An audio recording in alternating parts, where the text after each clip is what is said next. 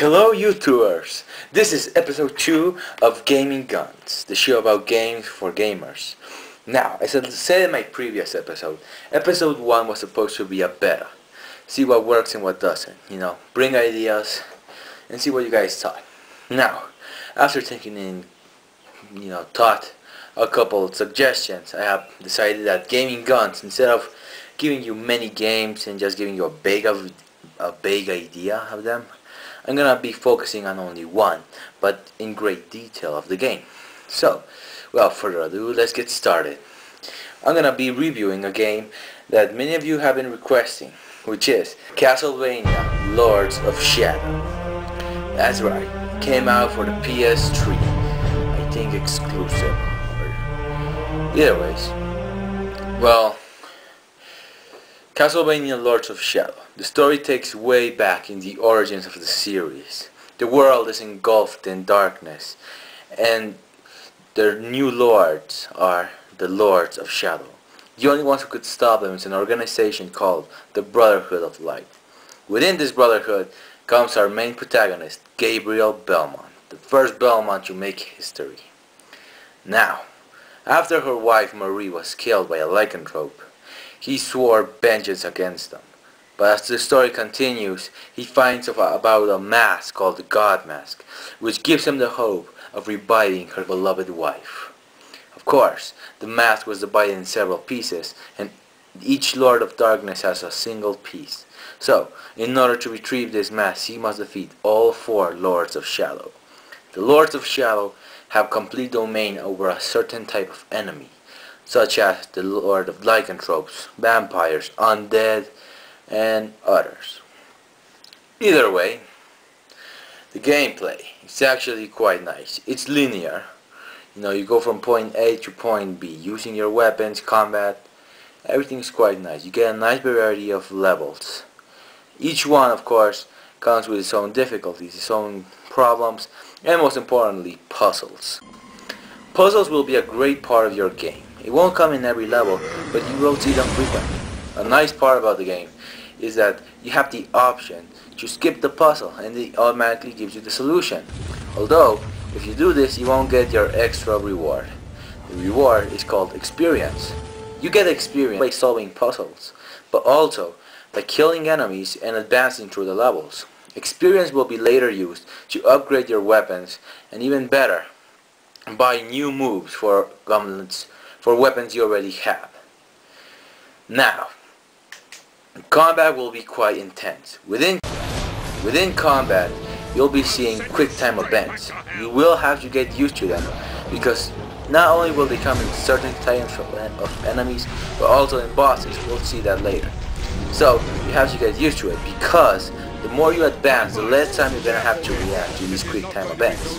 Another very important part is blocking. You will not be able to finish this game if you do not learn to block in your levels. It will be a great help once you dominate them. Now, within the combat, you will also get magic. You get 3 types actually. One being light magic. This will be the first magic you will get in this game. When light magic is active, every time you hit an enemy, you recover life. So it's gonna be very useful knowing how to combine with the second one, dark magic. Dark magic is very powerful. Once it's active, all your moves gain an extra bonus in damage. So you're gonna have to go berserk, because in the beginning your light magic and dark magic won't be active a very long time. But that's where experience also comes in play. If you get enough experience, you can upgrade your magic and buy even stronger moves. You can eradicate numbers of enemies quite quickly with your later advancements. But of course, it doesn't come cheap. So I would tell you guys to save up for light and dark magic upgrades. It will be a great help, not only with normal combat, but also with bosses. Now, you also get an item called a combo. Combo meters work like this. As long as you keep hitting enemies without getting hit yourself, the meter will keep going up. In a certain point, every time you hit an enemy, you will get what's called a spirit. These ones will help you refill dark or light magic by pressing one of the analog sticks, each one controlling a different meter, or press them at both at the same time, and you will be refilling both of your meters at the same time. It will really depend on you on which meter you prefer, and also strategy, because you cannot only base yourself on only one magic, as you will later find out. You must be able to combine them both. Each one has their own advantages and disadvantages. You have to learn when to use them. Now, how to upgrade your health and magic. Through the game, you will find crystals. You get light crystals, light magic crystals, and dark crystals. Once you find a crystal, collect all 5, and you will refill one of your meters, but also increase it permanently. You will find lots of them, but they're also in hidden places. So look out for those secrets. Okay. You will also get, not only with your main weapon, which will be the whip, but also sub-weapons. What comes in sub-weapons? You get 4 different types of sub-weapons. One being the silver daggers, which is going to be your basic sub-weapon. The second one will be a certain crystal which will allow you to invoke a powerful demon and destroy everything around you. Another part will be fairies. Fairies serve to distract your enemies. And most importantly, who could forget the essential in Castlevania, holy water. Now, a very important part is that the effect changes depending on which magic you have active or if you don't have any magic active. You also have to learn about your enemies. Certain enemies take more damage from a certain sub-weapon than others. So you also have to take that in place, because some of them don't even take damage from them. Okay. Another very important part, or a likely part, is that loading time. This will be quite boring, but they actually manage it quite well. During loading time, you get a nice narration. I really recommend you to hear it all out.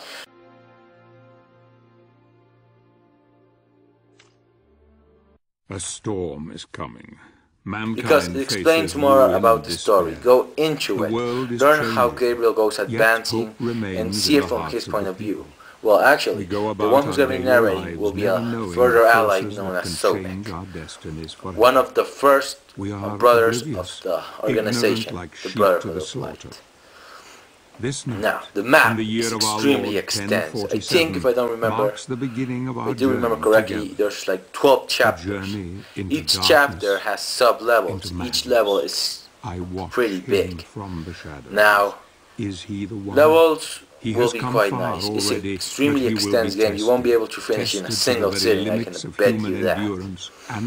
Either way, this also comes quite nice. Some chapters, I think there are really few, like 3 or 4, only have 2 to 1 level. But most of them have up to 7 or 10 levels. So, you will really like the game. It's gonna be long, but it's worth it. Enemies. You will have a great variety of enemies. At the beginning it may look a bit slow, but as you go advancing, these battles will be memorable. So you're gonna have different types of enemies, such as trolls, giant spiders, lycanthropes, vampires, zombies, even necrophants. I forgot how to pronounce that correctly. They're kind of like Grim Reapers. Those are at the very end, and they are extremely tough. Not only that, you'll be encountering a great variety of enemies. So, you'll also have to know the weaknesses of each one, as I already explained, to make it easier, because Lords of Shadow has a nice ability to put the difficulty level that's better for you.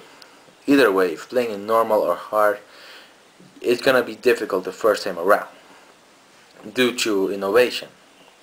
Either way, after that comes, who can forget, bosses. Yeah, bosses, I might say, they are epic.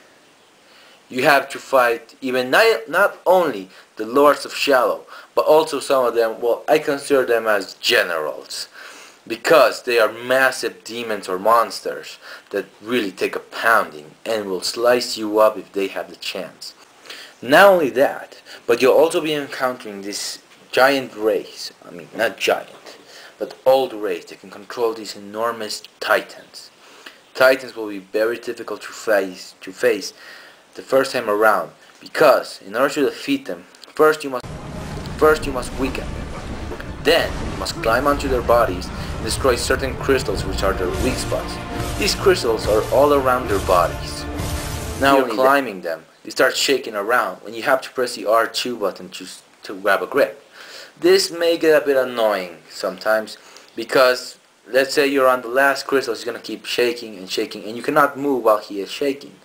So it may take some time, but either way, it is quite memorable the first and second time you face these titans. Okay. Either way, another very important thing that many guys complain about is the story. Yes. Some ask, what does this version of the story have to do anything with the normal Castlevania we know? Where does Dracula come in place? Where is everything we used to know? Well, I might as well tell you guys that this Castlevania is the very first one in chronological order. It explains many things, such as how the Belmont family got to be historical. Also, where did the vampire killer grab his name? Not only that, but also, where does Dracula come from? Yes, I will not spoil many things for you, but I must say you have to finish the game. It is totally worth it. The ending will be shocking. You will never expect it. Either way, yes, you might think as it this way. The world is in darkness, but darkness manifests itself in the four lords of shadow, which you will later know who they really are. Either way, after they are destroyed, remember that darkness either way has to manifest itself in a different being, which will be known as Dracula. You will get to know the origins of Dracula and who will become Dracula. So, you must follow the game from the very beginning. Don't check it out on YouTube. Don't see the ending. Play it from the very beginning and go sing it as Belmont's Eyes. And go all the way to the end to find out who it is. It will be better. I can guarantee you that. Either way. Another thing that some complain is the whip the only weapon we're gonna get? Sure, we have the other sub-weapons. But what about other weapons? Well, I will tell you guys that each time you defeat a Lord of Shadow, not only will you get their piece of the mask, but also their weapons. Let's say the first one, Lord of Lycanthropes. He will give you a special boots that will help you. They also can give you special moves in combat. So no, don't despair. You will get other weapons. Either way, well, I think this is the end of episode 2. I hope you guys enjoyed it. Before going, I might as well tell you guys I give this game a 10. Yes, a complete 10. I really hope you enjoyed this episode. This game is a must buy, I must tell you guys. Either way, remember, leave a comment down below, add me as a friend, and subscribe. Also, send me an email on what's the next game you guys want me to review about, and I will gladly do it. Either way, this is the end of episode 2. See you guys around in episode 3. This is Dark Sonic 6811 signing out.